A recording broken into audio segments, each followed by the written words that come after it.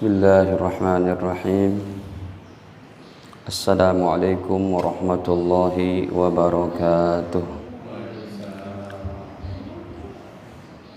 Innal hamdalillah nahmaduhu wa nasta'inuhu wa nastaghfiruh wa na'udzu billahi min shururi anfusina wa sayyiati a'malina. May yahdihillahu fala mudilla lahu wa may yudlil fala hadiya lahu. Asyhadu an la ilaha illallah wahdahu la syarika lah wa asyhadu anna nabiyyana Muhammadan abduhu wa rasuluhu la nabiyya ba'dah. Allahumma salli wa sallim ala nabiyyina Muhammadin wa ala alihi wa sahbihi wa man ittaba'ahum bi ihsanin ila yaumil qiyamah, amma ba'd. Fa ya ma'syaral muslimin wal muslimat, usikum wa nafsi bi taqwallah, wa qad fazal muttaqun. Qala Allah ta'ala, ya ayyuhalladzina amanu taqullaha haqqa tuqatih wa la tamutunna illa wa antum muslimun. Alhamdulillah, para hadirin hadirat kaum muslimin muslimat, para jamaah Masjid Al-Muttaqin yang dirahmati Allah Ta'ala. Sebelumnya marilah senantiasa kita panjatkan puji syukur kehadirat Allah Subhanahu wa Ta'ala atas segala limpahan nikmatnya pada kita semua, terutama sekali nikmat iman, Islam, sehat, afiat. Salawat beserta salam semoga senantiasa tercurahkan kepada Nabi mulia Nabi Muhammad sallallahu alaihi wasallam beserta keluarga, para sahabat, dan juga kita umatnya sampai akhir zaman kelak. Amin ya rabbal alamin. Sebelumnya juga saya mengucapkan, sekalipun udah lewat jauh ya, taqabbalallahu minna wa minkum, ja'alanallahu wa iyyakum minal aidin wal faizin, kullu am wa antum bi khair. Semoga senantiasa Allah terima amal-amal kita di bulan suci Ramadan dan dijadikan kita sepanjang tahun dalam keadaan baik zahir batin. Amin ya rabbal alamin. Bapak Ibu sekalian yang dirahmati Allah, tematik kita pagi ini adalah kekuatan ibadah membawa berkah. Sebagai tujuannya merefleksi daripada nilai-nilai profesionalisme seorang muslim setelah training Ramadan, intinya gitu ya. Setelah training Ramadan, jadi semangat ibadah tidak boleh kendor. Makanya adalah perkara yang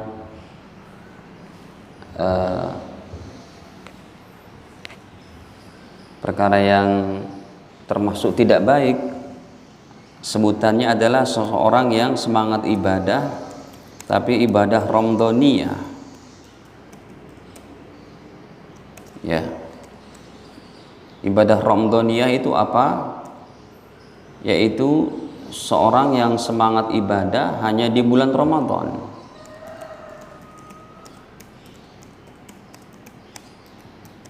Namanya ibadah Ramadhaniyah. Ke masjidnya hanya di bulan Ramadan, kemudian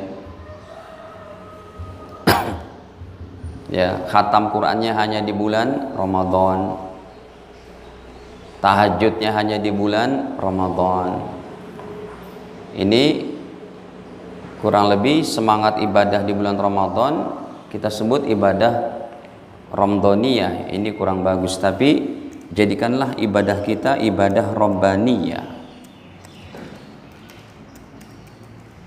yaitu yang mana kita jadikan ibadah sebagai maksud hidup,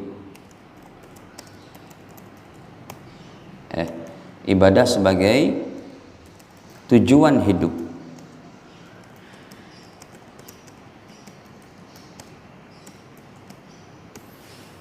Kalau kita sudah jadikan ibadah sebagai maksud hidup, kelihatannya yang kita kerjakan aktivitas dunia, kerja, jualan, dagang, toko, ya, ke kantor, Kalau sudah kita niatkan sebagai ibadah hidup kita, otomatis kebiasaan atau kebiasaan kesibukan hari-hari nilainya jadi ibadah.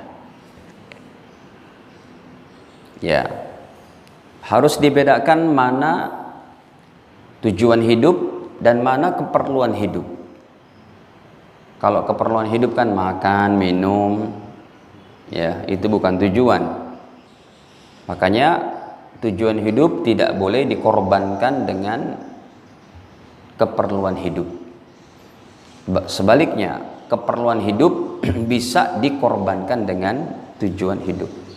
Untuk keperluan boleh kita korbankan untuk tujuan hidup kita. Nggak boleh sholat dikorbankan, pakai jilbab dikorbankan hanya untuk mencari pekerjaan. Kamu mau kerja di sini, buka jilbab. Itu namanya mengorbankan tujuan hidup demi keperluan hidup. Tapi sebaliknya. Nah, para jamaah yang dirahmati Allah, ini sesuai dengan firman Allah Ta'ala dalam surat Az-Zariyat, surat ke-51 pada ayat boleh dari 55, 56, 57, ya, bahwa Allah Ta'ala berfirman di sini dari 55-nya, wa dzakir fa inna dzikra tanfa'ul mu'minin wa ma khalaqtul jinna wal insa illa liya'budun ma uridu minhum min rizqin wa ma uridu an yut'imun innallaha huwar razzaqu dzul quwwatil matin. Boleh kita baca dari 55-nya, wa dzakir, dan berilah peringatan. Jadi kita untuk mendapat peringatan, diingetin oleh orang lain, patut bersyukur. Itu namanya Allah masih sayang sama kita. Ya. Ada nih orang minum pakai tangan kiri, diingetin dia marah, sok lu gitu. Nggak boleh begitu, karena mengingatkan di antara umat Islam sudah menjadi sebuah, yaitu keharmonisan beribadah untuk memperbaiki ibadah. Ya, sekalipun seseorang yang mengingatkan tetap harus tahu diri, dia juga harus sudah mengamalkan. Jangan sampai dia nggak mengamalkan. Kalau nggak mengamalkan, ya dia terkena dalam surat ke-61 nih, surat As-Saff pada ayat kedua ketiganya. Ya ayyuhalladzina amanu, wahai orang-orang beriman, lima taqulun, kenapa kamu berkata ma la taf'alun, apa yang tidak kalian kerjakan. Ya, kabura maqtan 'indallah, sangat besar kemarahan di sisi Allah, antaqulu, kamu berkata ma la taf'alun, apa-apa yang tidak kamu kerjakan. Nah, jadi memang adabnya kita yang mau menyampaikan, kita yang mau mengingatkan sudah mengamalkan dulu. Tapi secara umumnya sekalipun kita diingetin sama orang yang levelnya di bawah kita, kalau itu merupakan kebaikan, maka tidak layak kita untuk marah. Kita terima itu baik, ya. Wa dzakir, kita kembali kepada Az-Zariyatnya ayat 56-nya, wa ma khalaqatul jinna, dan aku tidak ciptakan bangsa jin, wal insa, serta manusia, illa liya'budun, kecuali untuk ibadah kepadaku saja. Padahal di sini nun sama kasrohnya itu, ya, nun sama kasroh yang begitu sederhana, nun kasroh itu artinya sangat agung. Akunya siapa? Allah. Dan aku tidak ciptakan jin wal in serta manusia illa liya'buduni, kecuali hanya untuk ibadah kepadaku. Nah, para jamaah yang dirahmati Allah, maka penting, ya, untuk kita kerjakan daripada keistiqomahan kita untuk melaksanakan amalan harian, ya, setelah kita ditinggal oleh Ramadan. Ramadan boleh pergi, tetapi semangat ibadah tidak boleh pupus, ya. Makanya penting, hadirin, ini masih bahasa Arab juga. untuk kita mengerjakan amalan harian. Kita jaga daripada amalan harian kita. Sebelum datang Ali Imran 185. Ini kalau Ali Imran 185 sudah datang, nggak ada harapan lagi kita hadirin. Apa sih Ali Imran 185? Kullu nafsin dha'iqatul maut. Setiap jiwa akan mati, setiap yang hidup akan meninggal dunia. Kalau seseorang sudah meninggal dunia, sudah nggak bisa ke masjid lagi, nggak bisa ngaji lagi, nggak bisa lagi tahajud, kecuali kalau dia punya aset-aset terbaik, invest terbaik yang pernah dia siapkan ketika masa hidupnya.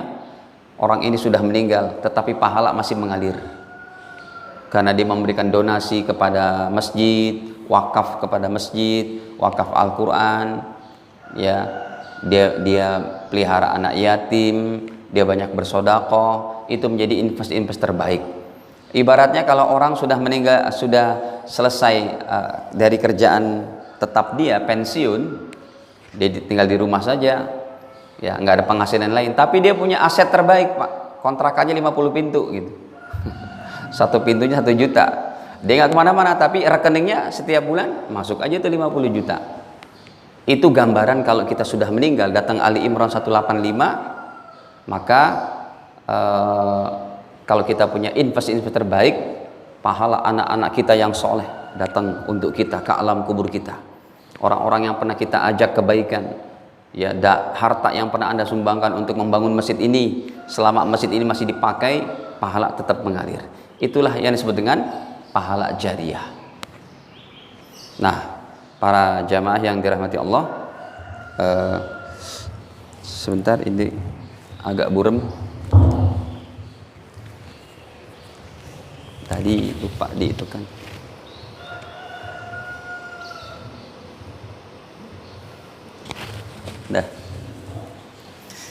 Nah, sekarang kira-kira apa itu amalan yang mesti kita jalankan kesehariannya? Ya, sebagaimana kita semangat ibadah di bulan Ramadan, setelah Ramadan jangan kasih kendor hadirin. Karena ini tujuan hidup kita. Dan ini akan bisa mengelola hati kita.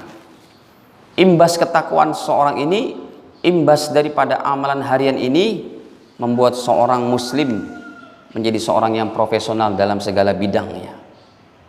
Jadi kaitannya ini kepada kehidupan kita, kepada profesi kita, kepada hajat kehidupan manusiawi kita. Ya, yang pertama hadirin, sebelum datang Ali Imran 185 itu maksudnya adalah ayat ini, ya, kullu nafsin dha'iqatul maut wa innama tuwaffawna ujurakum yaumal qiyamah. Kullu nafsin dha'iqatul maut, setiap yang bernafas, setiap yang hidup, dha'iqatul maut, pasti akan merasakan kematian. Kalau pahala ibadah diberikan nanti di akhirat. Wa innama tuwaffawna ujurakum yaumal qiyamah. Kalau pahala ibadah di akhirat diberikan. Faman zuhziha 'anin nar, siapa orangnya yang dijauhkan dari api neraka, wa udkhilal jannata, kemudian dimasukkan ke dalam surga, faqad faz, sungguh dia telah berbahagia. Nah, kalau kita sudah dapat predikat kayak gini, dijauhkan dari api neraka, dimasukkan ke dalam surga, masya Allah. Allah ingatkan kita hadirin, sebelum datang ayat kullu nafsin dha'iqatul maut, akhirnya ini Allah katakan, wa mal hayatud dunya illa mata'ul ghurur. Tidaklah kehidupan dunia ini kecuali kesenangan yang menipu saja. Enak-enak sebentar, ya, manis-manis sebentar. Baik, hadirin para jamaah yang dirahmati Allah, yang pertama adalah kita jaga daripada sholat berjamaah, terutama bagi laki-laki. Kalau ibu-ibu mau sholat di masjid diperbolehkan, ya, kata Nabi dalam hadis Imam Abu Daud pada 567, Baginda bersabda, la tamna'u nisa'akum al-masajid. Jangan kalian melarang wanita-wanita kalian ya untuk datang ke masjid-masjid. Ini pada 567 nomornya, kok belum tampil? Oh, Abu Daudnya belum diklik. Ya. Nih. La tamna'u nisa'akum al-masajid. Jangan kalian melarang istri-istri kalian untuk datang ke masjid-masjid, sholat di masjid boleh tetap. Tetapi wa buyutuhunna khairul lahun. Tetapi rumah-rumah mereka lebih baik untuk sholat di dalamnya, kecuali kalau di satu masjid ada taklim kayak begini, maka para wanitanya datang ke masjid untuk sholat berjamaah kemudian mengikuti taklim, itu masih lebih baik ketimbang dia sholat di rumah yang nantinya nggak ikut taklim. Jadi derajatnya naik karena ada hukum yang lebih tinggi, yaitu menghadiri majelis ilmu. Tapi kalau tidak ada pengajian, ibu-ibu mau datang ke masjid, diberikan tempatnya, ada hijabnya, silakan. Tapi kata Nabi, terbaiknya adalah di rumah. Hanya saja penekanan ini ada terutama kepada para laki-lakinya untuk tidak sholat di rumah keseringan. Bayangin kalau seluruh laki-laki punya pemahaman, saya yang penting sholat berjamaah di rumah sama anak istri. Semua kepala keluarga punya pemahaman kayak begitu, apa tidak rusak dari tatanan syiar Islam? Tatanan syariat Islam, tatanan ukhuwah Islamiyah, memakmurkan rumah Allah. Sebab masjid adalah jantungnya kampung kita. Ya, kalau jantung ini hidup sehat, baik, insya Allah imbasnya kepada rumah-rumah kita pun dapat keberkahan. Nah, hadirin, memang tidak boleh dipandang satu hadis saja itu, Pak Ustadz. Kalau saya sholat di rumah kan pahalanya tetap ada satu. Kan hadisnya Sahih Bukhari nomor 619.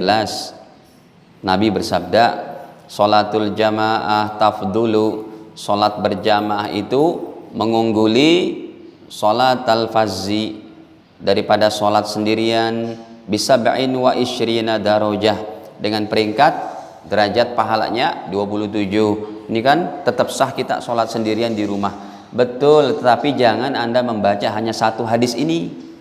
Harus baca lagi hadis-hadis yang lain tentang ancaman Nabi bagi para kepala keluarga, para laki ya, yang sehat afiat, yang akil baligh, yang enggak ada uzur syar'i, untuk dia tetap sholat di masjid. Itu ada ancaman-ancamannya. Ini kan nomor 619 ini. Kalau kita buka satu nomor sebelumnya 618, kata Nabi, saya akan perintahkan satu orang untuk menjadi imam di Masjid Nabawi. Kemudian saya akan berangkat ketika mereka lagi sholat dengan anak-anak muda yang lain. Saya perintahkan bawa kayu bakar, mau diapakan? Fa'uharrik alaihim buyutahum, saya mau bakar rumah-rumah mereka. Ini satu ancaman sekalipun Nabi belum membakarnya. Makanya kita para lelaki tidak ada alasan untuk tidak sholat berjamaah. Di kantor-kantor ada masjid. Bahkan kalau kita mau ke Jawa Timur, Pak, dari sejak keluar tol sini, rest area itu selalu masjidnya bagus-bagus. Ya, ibu-ibu kalau ke mall, ke pasar, mall mana yang nggak ada masjid musola? Ya, nggak tahu kalau di Bogor, mallnya ada masjid nggak? Di Bogor. Hadirin, di tempat kita di Jakarta, Bekasi selalu ada itu. Nggak ada alasan kita tidak sholat berjamaah. Nah, ini untuk tetap kita semangat jaga sholat ini, ya. Kecuali kalau di kantor memang sesuatu yang sangat penting untuk ditinggalkan, ya dia harus bagi shift dengan teman yang lain, ini nggak bisa ditinggalkan, ya diatur saja, ya diatur saja.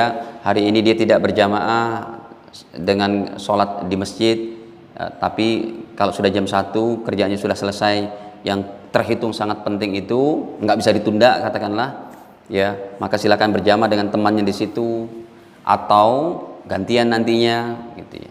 Bahkan contohnya satu pabrik mobil, satpam siang harinya itu yang tugas 15 orang, maka nggak mungkin lah mereka semuanya Jumatan kan, mesin-mesin itu dan apa harus ada apa yang jaganya, security harus standby. Nah dibuatlah ya berapa orang yang jaga, yang lainnya sisanya sholat Jumat, nanti yang jaga ini sholat zuhur. Kemudian nanti pun mereka di rolling juga itu, jangan berketerusan ya, paling tidak 3 bulan sekali mereka jaga sholat zuhur, jangan setiap pekannya ya, kecuali sangat darurat banget. Nah hadirin, ini diantaranya yang pertama, yaitu jaga daripada sholat berjamaah. Bahkan ada seorang sahabat yang buta, dia minta izin, namanya Abdullah bin Umi Maktum. Ya Rasul, mata saya buta, nggak ada yang membimbing saya untuk berangkat ke masjid, boleh tidak saya sholat di rumah? Maka hadirin, kata Nabi, silakan. Tapi ketika beliau akan pulang, Nabi panggil lagi, sebentar sini ya, kata Nabi, kamu dengar nggak panggilan azan? Kata beliau, dengar ya Rasul, yang buta adalah mata saya. Maka dari pembicaraan ini, kata Nabi, fa'ajib, mesti kamu sholat di masjid, karena panggilan azan tadi bisa membimbing dirimu untuk sampai ke masjid. Memang nggak ada guide, nggak ada dalil, nggak ada penuntun kamu ke masjid, sehingga dia minta keringanan ya. Maka Nabi balik bertanya, hal tasma'un nida bisolah, tapi kamu dengar nggak panggilan azan? Dengar, fa'ajib, mesti berangkat ke masjid. Ini yang buta hadirin. Nah ini diantaranya yang pertama, mesti kita jaga daripada amalan harian kita. Yang kedua hadirin, yang kedua adalah jaga daripada sholat tahajud dan witir. Jangan witir kita, sholat tahajud kita hanya di bulan Ramadan. Bahkan sholat tahajud ini sangat penting, sehingga Nabi bersabda bahwa tahajud ini merupakan kebiasaan orang-orang soleh sebelum kita. Berarti orang-orang soleh sejak zaman Nabi terdahulu, mereka punya syariat tahajud. Termasuk Nabi Isa dengan umatnya, termasuk Nabi Muhammad, Nabi Musa dengan umatnya, termasuk Nabi Sulaiman dengan umatnya. Semua mereka punya syariat sholat tahajud. Tapi karena sudah dirubah-rubah kan ya, sehingga mereka nggak ada lagi puasa, nggak ada lagi sholat gitu. Yuharrifunal kalim amma wadi'ihi ya, yang mana mereka merubah-rubah daripada ketentuan Allah dari tempatnya yang seharusnya. Nah hadirin, kalau kita tidak rajin tahajud ya, karena menurut standar Nabi, orang soleh itu mesti bangun tahajud. Makanya Bapak Ibu kalau bisa, yang belum istiqomah, bangunlah dari mulai jam 4, sholat yang ringan-ringan dulu, 2 rakaat, baca qul ya kulhu, alam nasra, alam taro, ara'aita idza ja'a nasrullah. Setelah itu witir, 1 boleh, 3 rakaat boleh, 5 boleh, 7, 9, 11. Itu aja di istiqomahin, dia bangun jam 4. Nanti kalau sudah mampu lebih jauh lagi, silakan untuk tahajud baca 1 juz ya, bisa pegang mushaf ataupun pegang Quran Android ya. Ini maksudnya kita baca tahajud 1 juz supaya kita tidak tertinggal jauh, karena Nabi itu tahajudnya 2 rakaat bisa 7 juz. Dalam hadis sahih riwayat Imam Muslim ataupun dalam hadis Bukhari-nya, kata Bunda Aisyah, kana Nabi yaqum minal lail hatta tatafattar qadamah. Nabi sholat tahajud itu sampai kakinya bengkak-bengkak hadirin. Ini hadisnya ya, 4557. Kata Aisyah, Nabi yaqum minal lail, beliau bangun untuk tahajud, sholat malam, hatta tatafattar qadamah, sampai kaki bengkak-bengkak. Aisyah bertanya, lima tasna' hada ya Rasulullah, kenapa engkau buat seperti ini ya Rasul? Wa qad ghafarallahu laka ma taqaddama min dzambik wa ma ta'akhkhar.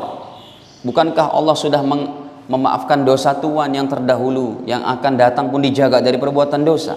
Jawaban Nabi satu saja, wahai Aisyah, afala uhibba an akuna abdan syakura. Wahai Aisyah, tidak bolehkah aku menjadi hamba Allah yang paling pandai bersyukur? Kenapa? Karena Allah berikan aku orang terbaik dunia akhirat.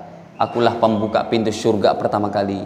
Akulah pemberi syafaat di padang mahsyar pertama kali. Akulah sebagai nabi terakhir yang menyempurnakan kitab-kitab langit terdahulu. Shahifah Ibrahim, Shahifah daripada Yusuf, Shahifah Sulaiman, Tauratnya Musa, Zaburnya Daud, serta Injilnya Isa dikumpulkan dalam Al-Quran, dan Al-Quran diberikan kepada aku, makanya aku tahajud untuk pandai bersyukur kepada Allah Ta'ala. Makanya hadirin, yang tadi saya katakan, kalau kita sudah mampu istiqomah setiap malam bangun jam 3, bisa kita istiqomahkan tahajud baca 1 juz. Bisa nggak Pak kira-kira? Ini kan para senior nih. Seniornya Bogor View. Hadirin, kalau kita buka Android kayak begini, itu kan nggak bakal mati dia sampai batunya habis. Dan untuk kita pindah-pindahkan lebih mudah, pakai ibu jari saja. Kita dapat 5 kebet saja sudah 1/4 juz. Takbir deh, Allahu Akbar. Baca Fatihah, baca surat. Ya, kalau rukunya tinggal taruh aja di bawah, sujud, bangkit lagi, pegang lagi. Mudah. Ya, Allah mudahkan kita dengan alat-alat seperti ini. Sebab dalam hadis Bukhari, Aisyah pernah diimami oleh pembantunya Dakwan dengan memegang. Nah, jadi hukum daripada sholat ngimamin baca Al-Quran, ya, ini sebagian ulama menyatakan dalam sholat wajib dan sholat sunnah tetap sah. Ya, seperti madhabnya Imam Syafi'i. Ini hadisnya riwayat Imam siapa? Imam Bukhari, babnya nomor 26, bahwa Aisyah pernah diimami oleh pembantunya namanya Dakwan, ya, minal mushab.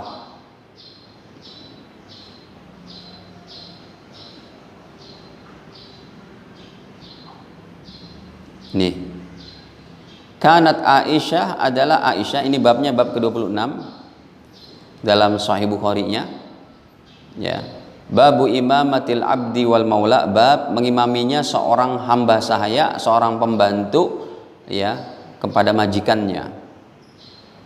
Wa kanat Aisyah, adalah Aisyah, ya ummuha abduha, diimami oleh hamba sahayanya, oleh pembantunya Dakwan, yang namanya siapa? Dakwan, minal mushab, beliau sambil pegang Al-Quran, pegang mushab, ya. Jadi boleh seperti itu. Nah, apalagi kalau Anda sekali waktu mau sholat berjamaah. Nah, kalau kita sebagai suami ini mau ngimamin keluarga, bagusnya lagi waktu tahajud. Ya, buatlah sebulan sekali untuk memperlancar bacaan Fatihah kita, karena kita nggak pernah ngimamin. Ya, setiap masjid ada imam masing-masing, gitu kan. Maka si suami ini ngimamin sholat tahajud sambil pegang mushaf, boleh. Silakan baca dari 1/4 juz sampai dia bisa tekun 1 juz. Hadirin, Nabi katakan tahajud merupakan kebiasaan orang soleh terdahulu. Ya, alaikum biqiyamil lail, mesti kalian bangun tahajud, kata Nabi. Pada 3895 baginda bersabda, alaikum biqiyamil lail, mesti kalian bangun tahajud. Kenapa? Fa innahu da'bus salihina qablakum, karena tahajud merupakan kebiasaan orang soleh qablakum, sebelum kita semua. Jadi orang-orang soleh zaman Nabi Musa, Nabi Isa, semuanya punya syariat tahajud. Ya, baik. Ini yang kedua, ya, amalan harian kita yang harus kita jaga, yaitu sholat tahajud.